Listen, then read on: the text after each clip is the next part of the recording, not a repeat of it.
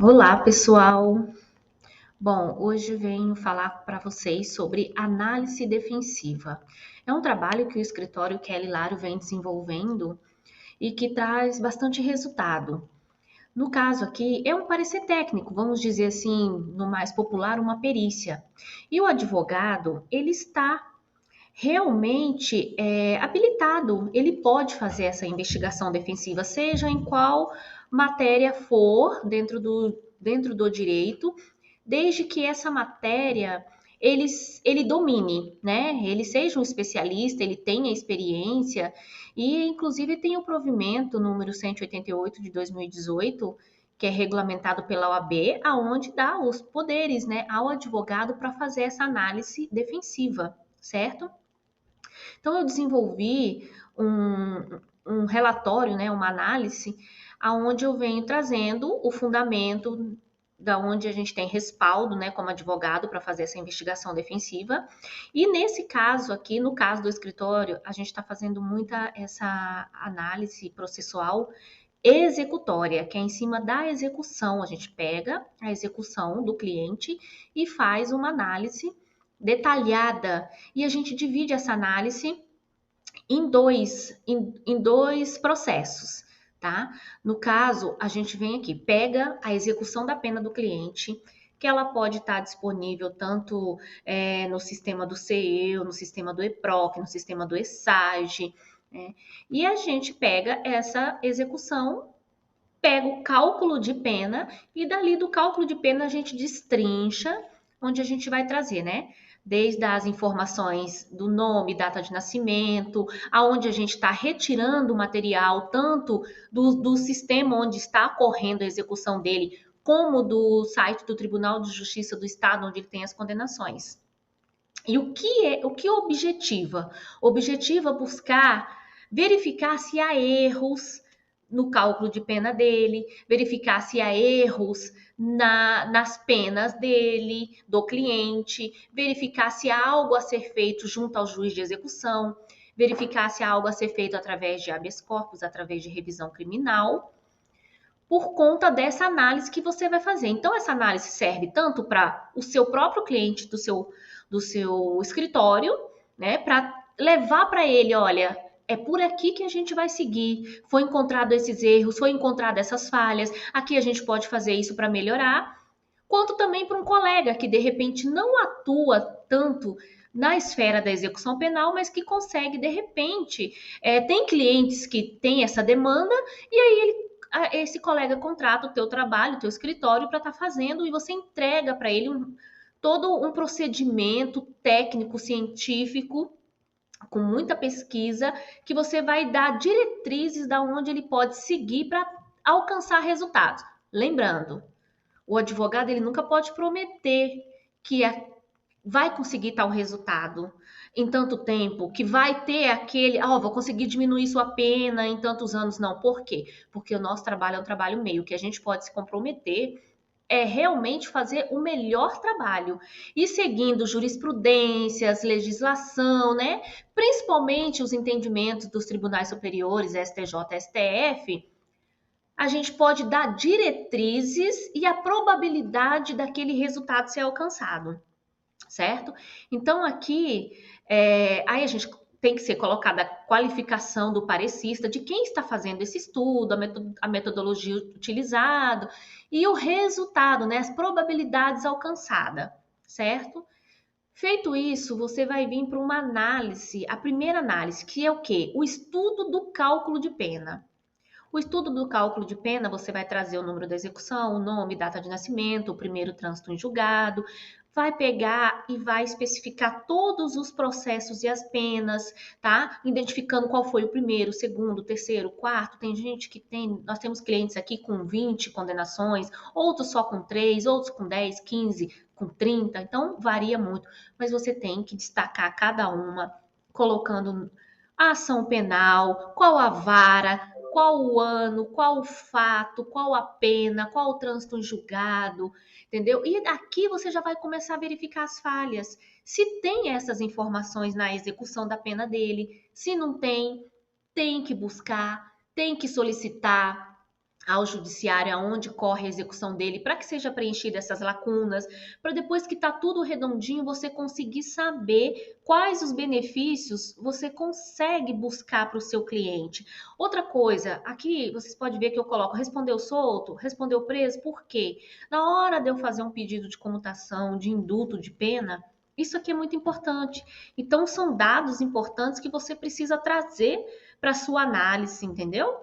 Para que você então possa ver depois os benefícios. Feito isso, você vai vir aqui, você vai começar a fazer, tirar os dados para fazer o cálculo de pena. Então você vai colocar a data da primeira prisão, a data da última prisão, qual a data base dele. Ah, é a data base dele, por quê? Porque às vezes é a data da última prisão, porém se ele teve uma falta grave, homologada, a database dele vai mudar, você vai colocar o tempo de interrupção, qual o trânsito em julgado do crime hediondo, se tem crime hediondo, se tem crime comum, qual o tempo cumprido até a data base, ou seja, se teve uma interrupção da data, né, e aí mudou a data base, tem que fazer o cálculo. Por quê? Porque vai ser feito o cômputo a partir da pena remanescente. Se tem crime hediondo antes de 2007, depois de 2007, depois do pacote anticrime, enfim. Então, são dados muito importantes que você precisa trazer.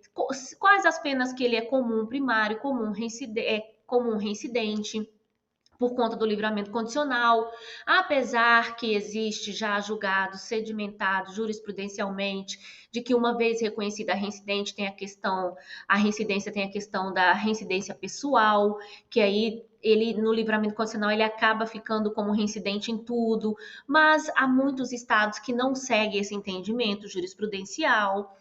Então você tem que tirar todos esses dados para que você depois possa chegar a verificar quais os benefícios que você pode estar pedindo.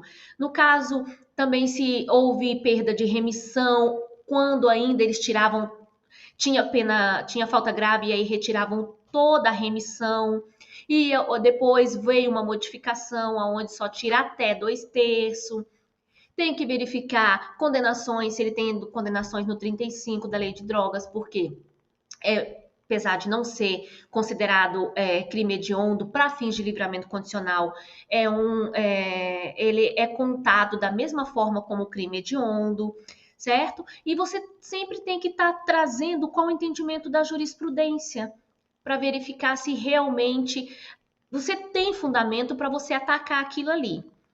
Verificar, como eu disse, se teve faltas homologadas, quais os anos, porque isso aqui também pode realmente acarretar alguma situação na hora de você pedir um indulto, uma comutação. Verificar se houve detrações, inclusive, no caso de cumprimento de pena indevida, né, quando há alguma prisão preventiva e depois vem a ser absolvido. Então, e aí vai. Aí você começa a ver com isso aqui, ó, comutação, se já teve algum pedido de comutação em indulto, e aí você chega nos pedidos que você pode fazer dentro da execução penal, que se tem probabilidade de fazer crime continuado, pedido de crime continuado, em quais processos pode ser feito, aí pedir para inserir dados que não estão no processo, retroatividade da lei mais benéfica, no caso aqui, desse exemplo que eu trouxe, por exemplo, ele teve perda de 1/3 da remissão, ele deveria ter tido perda só de até 1/3 da pena, da remissão dele, não o total, como no caso concreto. Aí também tem a questão dos 16% do pacote anticrime para crimes comuns sem violência, modificações no artigo 288, que antes tinha um aumento em dobro, depois diminuiu. Enfim, impugnar o cálculo de pena naquilo que for possível. Então, esse seria a análise 1. E aí você vem para análise, para o cálculo de pena passo a passo, na verdade, ainda dentro da análise 1, que aí você vai pegar e colocar todas as condenações, os artigos, transformar todas as penas em dias, quais penas cabe 16%, quais penas cabe 1/6. Se tiver crime hediondo, você destaca. Se é 3/5, se é 2/5. Então, você destaca tudo e você vai colocar o total da pena de crime comum, total de crimes hediondo, total de pena de crime hediondo após 2007 e o total da pena. Com esses dados, você vai começar o cálculo em si, onde você vai fazer passo a passo, que aí você vai, depois que você já transformou todas as penas em dias, já destacou o que é hediondo, o que é comum, o que é que cabe 16%, você vai começar então a colocar, encontrar a pena cumprida, se houve alteração da database, o tempo de interrupção, se tem remissão, se tem detração, pegar a pena remanescente e começar então fazer os cálculos. Aí vem no terceiro passo, quer aplicar a fração e a porcentagem. Encontrou tudo certinho? Quanto que tem de crime comum? Qual é a porcentagem? Aplicou a porcentagem e aí você segue. Se é 16%, se é um sexto. Crime hediondo tem? Quanto que tem de pena? É 3/5? Quanto que dá 3/5? E assim vai. No quarto passo, você vai aplicar então a detração ou a remissão. Feito isso, pegou o total de pena, o total de fração ou porcentagem que ele tem a cumprir, e aí você desconta o tempo de detração ou remissão. E no quinto passo, você vai pegar esse resultado e jogar aqui na database dele. E aí você vai encontrar o tempo de qual o lapso temporal que ele vai progredir de regime. Isso aqui nós estamos falando de um passo a passo para progressão de regime, certo? Tá, faz isso de cabeça? Faz. Só que o escritório Kelly Laro desenvolveu uma calculadora penal onde você vai simplesmente jogar os dados, você vai ter só o trabalho do raciocínio lógico, e aí você vai, então, ter o resultado final. E aí depois a gente tem o cálculo do livramento condicional, que é a mesma coisa. Você vai pegar o tanto de pena de crime comum reincidente, crime hediondo, crime do artigo 35, como eu falei, que também na hora do livramento condicional ele é calculado 2/3, conforme a lei de crime de tráfico de droga dispõe. E aí você fez tudo isso, você vai aplicar a porcentagem de cada um e você vai somar essas porcentagens ou frações e vai ter um total de pena a ser cumprida, vai descontar o tempo de remissão ou de detração e vai ter um total aqui que você vai jogar na database, que no caso do livramento condicional sempre é a primeira prisão. Se teve interrupção, você tem que descontar o tempo que teve de interrupção como pena não cumprida e você vai encontrar o resultado. E mais uma vez, com essa ferramenta da calculadora penal, fica tudo mais fácil, você encontra com uma rapidez que você consegue ter uma resposta hábil e certa. E aí a gente passa para a análise 2. O que seria a análise 2? Que é o estudo das sentenças. Aí sim, aqui tem um trabalho maior ainda, que você vai entrar em cada condenação, uma por uma, e você vai verificar desde a sentença, se a dosimetria da pena foi correta, se o cálculo do total da pena dele ali naquela condenação está de acordo com a sentença, porque às vezes há muito erro. E claro, você vai oferecer um trabalho melhor ainda, você vai olhar o processo integral. E você vai olhar se teve alguma nulidade, de repente um reconhecimento ilegal, quando há reconhecimentos ilegais na delegacia. E assim vai, você vai fazer isso em cada condenação e você vai estar distinguindo, você vai estar apontando quais o caminho que você deve seguir, né? Ou o colega que te contratou, para poder encontrar. No caso aqui, por exemplo, esse exemplo 2 aqui, cabimento. O que, que caberia aqui? Depois de um estudo do processo, uma continuidade delitiva com fato 11. Ah, mas a continuidade delitiva não é feito o pedido lá para o juiz de execução penal? Depende. Existe duas formas de pedir a continuidade delitiva. Quando são processos distintos, condenações em processos diferentes, você pode pedir para o juiz de execução penal. Mas quando é num único processo, você tem que pedir dentro do próprio processo, ou seja, para o Tribunal de Justiça daquela condenação ou para o STJ, mas é dentro através de habeas corpus ou de revisão criminal. Tá? E aí você vai destacando cabimento, arguir nulidade, inversão dos atos de testemunha, circunstância do artigo 59, que é a dosimetria da pena.